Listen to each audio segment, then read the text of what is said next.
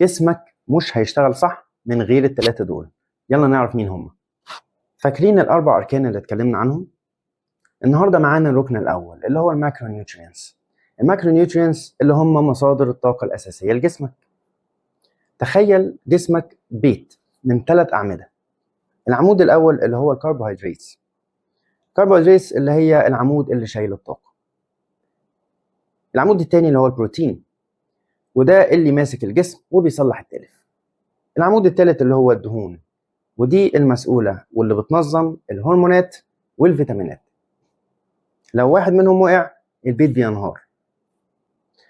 الكاربس هي الوقود المفضل لجسمك، خصوصا مخك.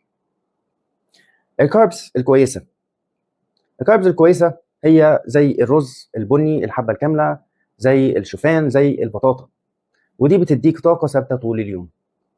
الكاربس السريعه ودي زي السكر والدقيق، الدقيق الابيض، دي بتديك طاقه سريعه وبعدين بتقع فجاه.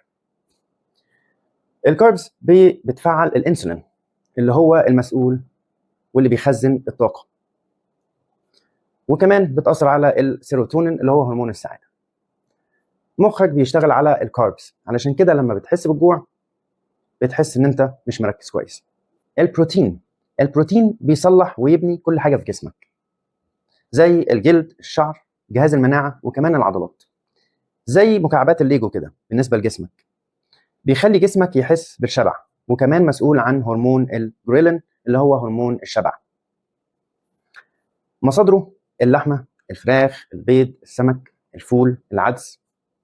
كل وجبه لازم يكون فيها بروتين علشان تفضل شبعان. الدهون مش عدوك، دي ضروريه. الدهون بتكون كل هرمونات جسمك، وكمان بتبقى مسؤوله عن فيتامينز وتساعد امتصاصها، زي فيتامين A، فيتامين D، فيتامين E، فيتامين K. وبتحافظ على صحه المخ اللي هو 60% منه تقريبا عباره عن دهون. الدهون المفيده زي زيت الزيتون والافوكادو والمكسرات. الدهون المضره زي الترانس فاتس، ودي اللي بتكون موجوده في اي حاجه مصنعه. الدهون المتحوله اللي موجوده في الاكل المصنع.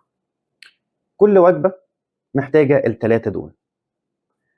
الكربوهيدرات عشان خاطر الطاقه، البروتين علشان البناء والشبع، والدهون علشان الهرمونات والفيتامينات.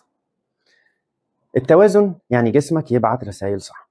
في الفيديو الجاي ان شاء الله هنعرف ازاي الكربوهيدرات بتتحكم في طاقتك ومودك، وليه ساعات بعد الاكل بتحس انك طاير واوقات تانية بتحس انك نايم.